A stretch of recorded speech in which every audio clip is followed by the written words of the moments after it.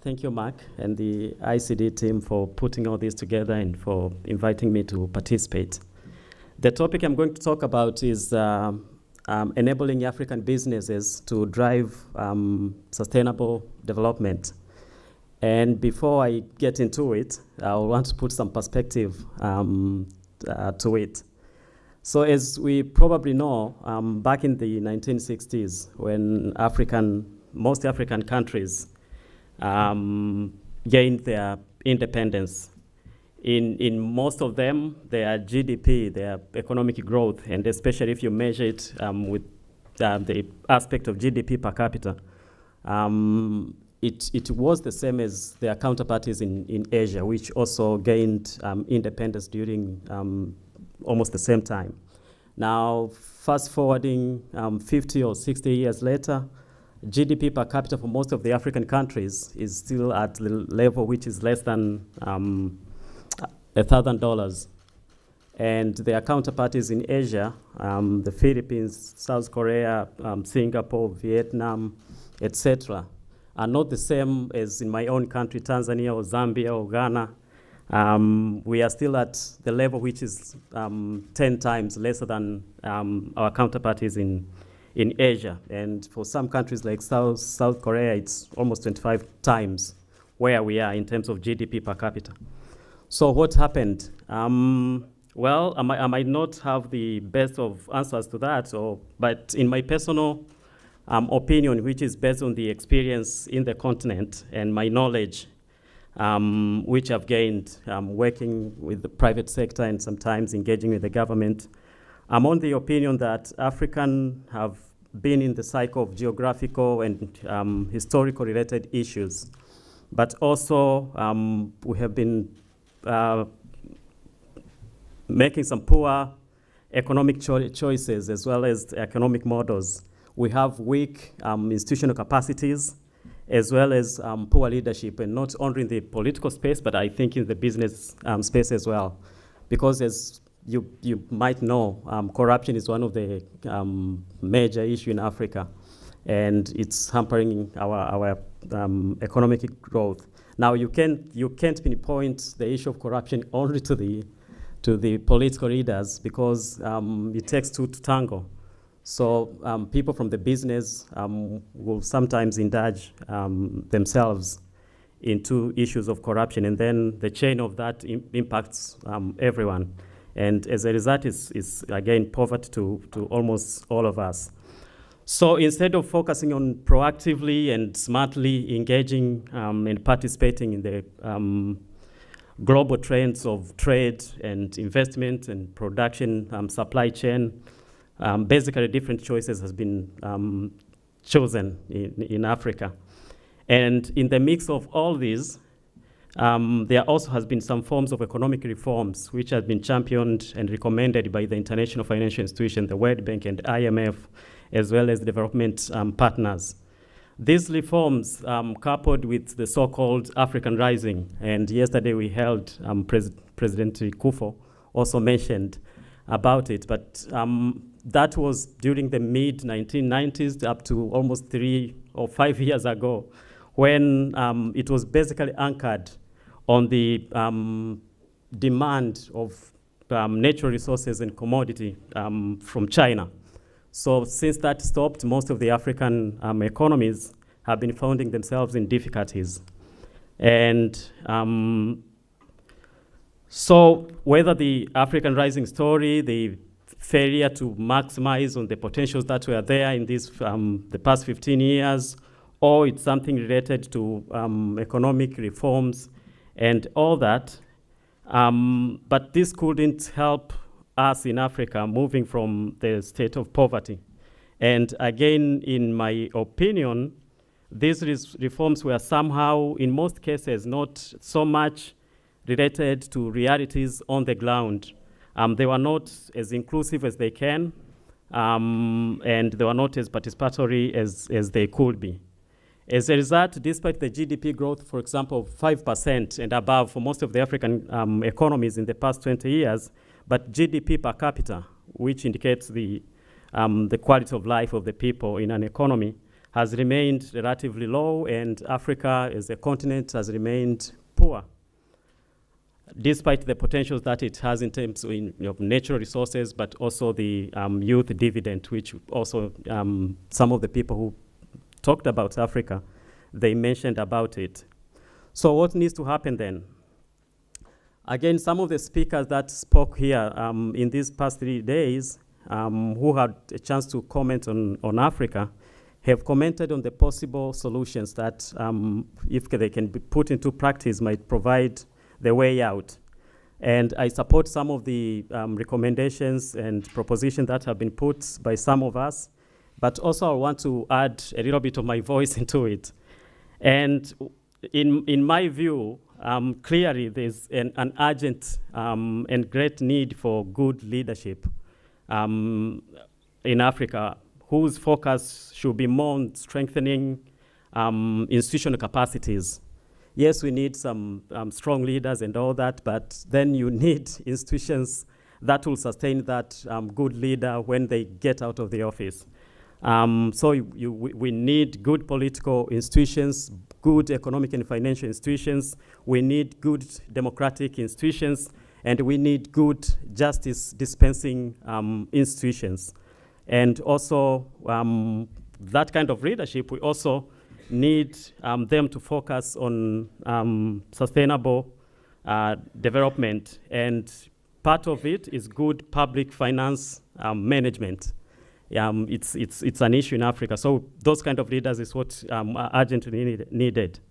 We need proper choices of smart policies and which are somehow aligned to the realities on the ground, especially in the aspect of economic inclusiveness and economic empowerment to many.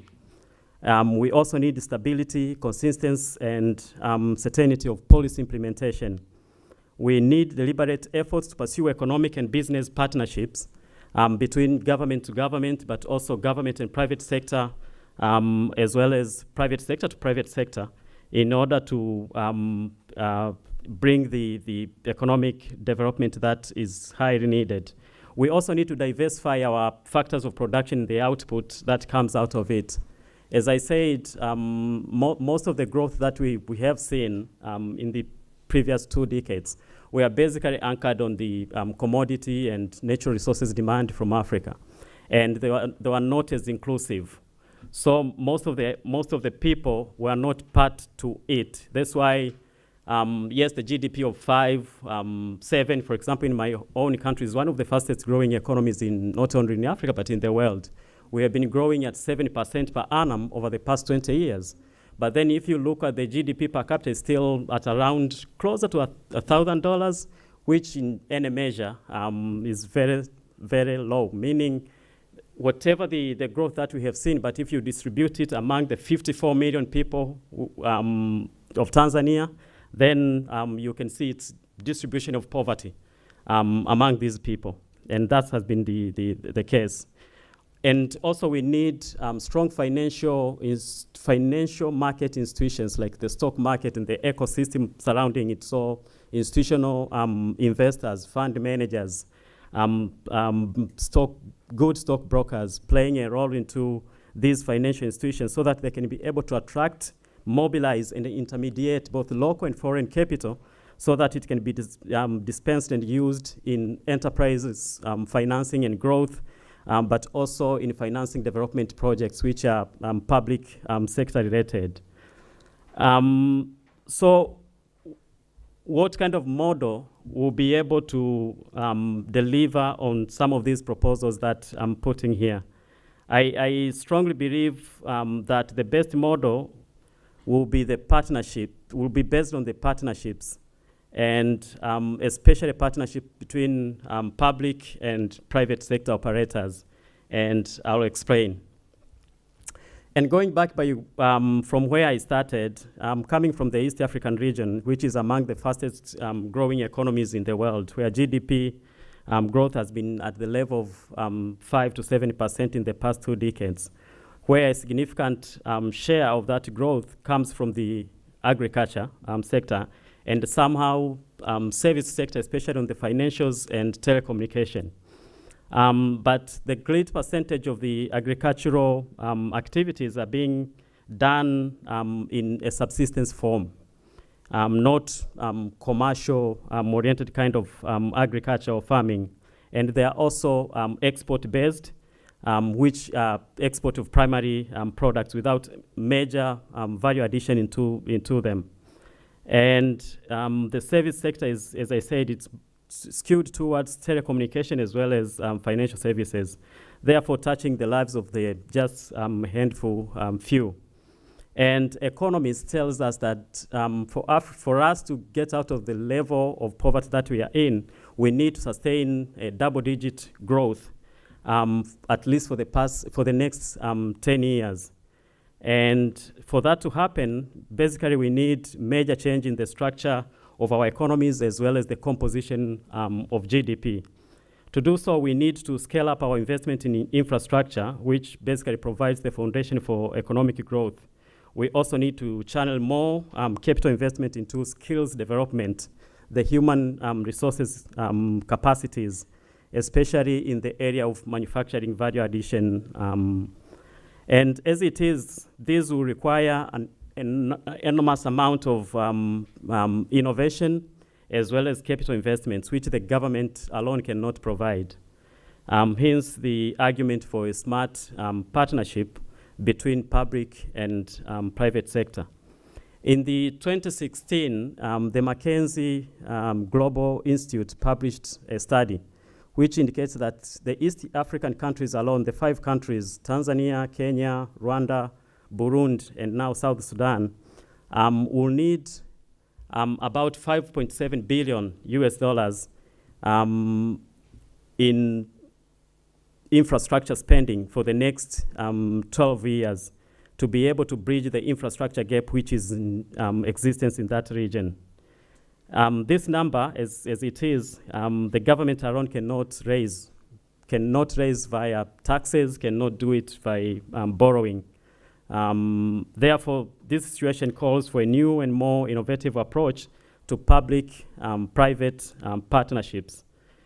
As it has been with the telecommunication infrastructure, and some of you might have known, and in the first day when I came here on 8th, I sat here and I shared my experience on how the telecommunication sector in East African region has been a very good model of public-private partnerships. When government decided to exit from running telecommunication infrastructure and allowing the private sector to come with their innovation and public money put into it, it has not only changed the way we communicate and the way we relate, but also it has changed how we bank, how we do financial transactions. So nowadays, using our mobile phone, we can go and buy utilities, we can buy water, we can buy electricity. We can go to groceries and buy using money, which is in the mobile phone. I normally, at least monthly, send money to my relatives in the village. And there are no banks in there. But what I do is that in my mobile phone, I remit funds and they reach the person to whom I'm sending money, and they can use that money for whatever usage they want. They can go and cash out to some of the mobile phone agencies, or they can go and buy utilities using the money which I sent using my mobile phone. And at the stock exchanges, I shared again on 8th with the people who were here, we have allowed people who can not be reached by stockbrokers who are basically based in the city of Dar es Salaam. But there are a lot of people, almost 80% of our people are residing in the rural areas, and the infrastructure is not as good. So people are using their mobile phones to buy and sell stocks which are listed in the stock market using their mobile phones sitting in their rural areas. So this kind of partnership, the public and private partnership, which is has happened in the telecommunication and the impact that it has created to societies, if it can be replicated in other infrastructure areas such as energy, and transportation, as well as social soft infrastructures areas such as education and health, it has the potential of unlocking us from the situation that we have always finding ourselves in, which is basically poverty. And as it has been the case in the past, a significant amount of private sector money comes in the form of foreign direct investments as well as portfolio investments, which comes into the region. With a robust financial institutions such as stock market and the like, more foreign as well as local investors will have an opportunity to also participate in the mobilization of financial resources, which will go into financing business enterprises as well as development projects. And in the most recent, majority of the FDIs in Africa has been in the form of natural resources. So money will come, but basically it will go into mining, oil, as well as gas.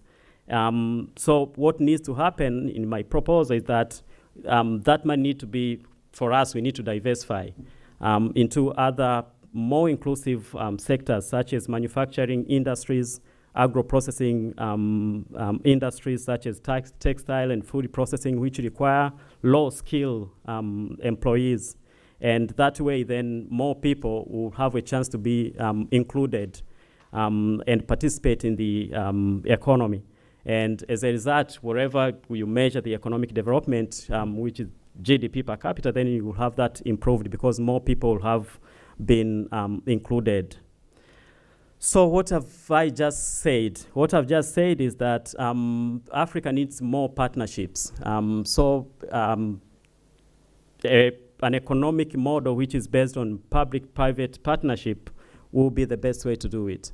I also think there's a need to, attract more foreign investments. So by creating a conducive business environment with consistency of policy, implementation, as well as I said, strong institution in terms of democratic institutions, economic and financial institutions, justice dispensing institutions. And with this, I believe that there is a chance of unlocking the African potential. And with this, I say thank you.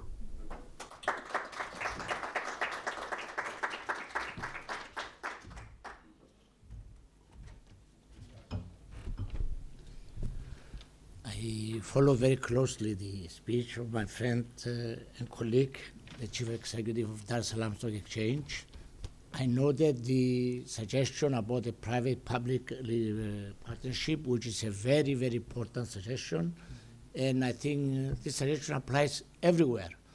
We have seen in Banyaluka with the government the issue of debt collection, of the initiative of partnership, private, the public sector is vital for growth. I'm positive that our friend will be at our disposal, is at our disposal if we want any questions to be asked. Any questions? The first question comes far away, Ireland. Yes, please. To ask really, at what stage at the moment have they measured what the infrastructure deficit is and in what areas? Is it the need for new schools? Is it new health facilities? Or is it more on the economic front in terms of basic transportation networks? Where is the deficit priority in infrastructure? Thank you, Prime Minister. I think, as you will imagine, the demand for infrastructure in Africa is almost all over the place because it's not there. And investments are needed, whether in economic infrastructure or soft infrastructure such as health and schools. In my opinion, I think if we start with education, it will be the right way to do it because of the importance of it. But then there's a need for moving people and services and goods from one place to another in an efficient and productive way. So again, transportation infrastructure will also be of urgent need. I know we have done a lot in terms of telecommunication, as I indicated. At least in telecommunication or that kind of infrastructure, we are relatively okay. But in the soft infrastructure, education, as well as health facilities, as well as transportation, I think those are the areas which should be given priority. I would like to express my appreciation and thanks to a very clear and precise presentation. And we wish to Tanzania, to the stock exchange, all success, because the success of a stock exchange is also success for the people and for growth. That's Thank you right. so much. Okay, thank you.